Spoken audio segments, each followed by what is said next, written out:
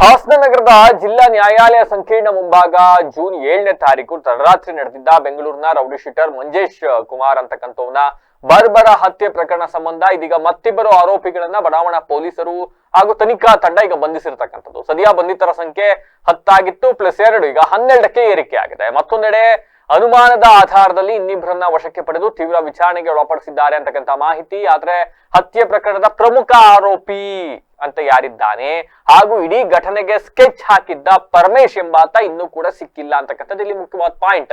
ಆತನ ಪತ್ತೆಗಾಗಿ ಶೋಧ ಕಾರ್ಯವನ್ನ ಮುಂದುವರಿಸಲಾಗಿದೆ. ಜೂನ್ 7ರ ತಡರಾತ್ರಿ ನಡೆದಿದ್ದ ಬೆಂಗಳೂರಿನ ರೌಡಿ ಶೀಟರ್ ಮಂಜೇಶ್ ಕುಮಾರ್ ಹತ್ಯೆ ಪ್ರಕರಣ ಸಂಬಂಧ ಈಗಾಗಲೇ ವಿಕಾಸ್, ಕಲಬುರಗಿಯ ಸಾಯಿನಾಥ್, ಮೈಸೂರಿನ ಆಕಾಶ್, ಆದಿತ್ಯಾನ್, ನಂಜನಗೂಡಿನ ಜಯಂತ್ ಅಂತಕ್ಕಂಥವ್ರು, ತುಮಕೂರಿನ ಪುನೀತ್ ಕುಮಾರ್, ಮಾಗಡಿ ರಸ್ತೆಯ ರಾಕೇಶ್, ಬೆಳ್ಳೂರಿನ ಶಶಿಧರ್, ಬೆಂಗಳೂರಿನ ಭರತ್ ಹಾಗೂ ಯಲ್ಲಾಲಿಂಗ ಅಂತಕ್ಕಂಥವ್ರೊಬ್ಬ, ಇವರೆಲ್ಲರನ್ನು ಕೂಡ ಈಗಾಗಲೇ ಬಂಧಿಸಲಾಗಿದೆ. ಇವರಿಬ್ಬರನ್ನು ಕರ್ಕೊಂಡು ಬಂದು ವಿಚಾರಣೆ ಮಾಡ್ತಾ ಇದ್ದಾರೆ.